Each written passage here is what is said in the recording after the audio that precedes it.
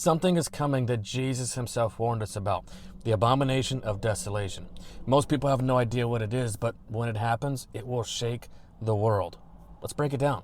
Jesus in Matthew 24 was prophesying two things: the destruction of Jerusalem, which happened in 70 AD, and the end of the world. And in verse 15, Jesus lets us know there is this thing called the abomination of desolation that's coming. Now in Luke chapter 21, Jesus is giving the same discourse, and Luke adds additional details. For example, instead of saying abomination of desolation here in Luke 21:20, Jesus says, "When you shall see Jerusalem compassed with armies, then know that the desolation thereof is nigh." Tells him, look, that is the sign that you guys need to hightail it out of Jerusalem and run. Jesus also references that this abomination of desolation was first spoken about in the book of Daniel. First place that Daniel mentions it is in Daniel chapter 9, at the ending description of the 70 weeks prophecy, or the 490 years prophecy. Here in Daniel 9:27, the Bible is prophesying the fact that the temple in Jerusalem would be destroyed and that the temple would lay desolate even till the end of time. That's why this third temple they're trying to build is never going to happen.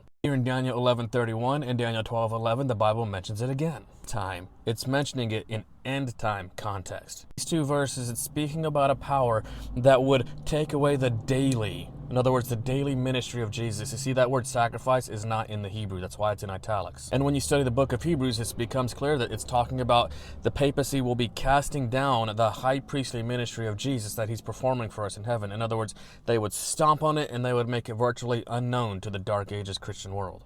And unfortunately, they have succeeded in making it almost wholly unknown to evangelical Christianity in the 21st century. If you watch my channel for any length of time, you will know that I say that the book of Daniel chapters 2, 7, 8, and 11 all parallel the same prophecies. And these prophecies are world history from the time of Nebuchadnezzar to the end of time. The little horn power in Daniel 7 and 8 is the papacy. And in Daniel 11 verse 31, the Bible transitions from talking about pagan Rome before this to papal Rome starting in verse 31. What about in our day? What is the abomination of desolation in our day? What is the sign that destruction is coming upon the end time world? Simply put, it is the mark of the beast. Now, the mark of the beast is going to be a national and global Sunday law. Watch my pinned videos here, the Antichrist and the evangelicals, the USA and the papacy and Bible prophecy. You see, in an effort to try and save this country, evangelicals, apostate evangelicals, are going to pass the national Sunday law. However, instead of saving this country, doing so will actually bring destruction upon not only this country, but the entire world. Faithful friends, don't forget to go to the homepage of my website, scroll down, and sign up for my new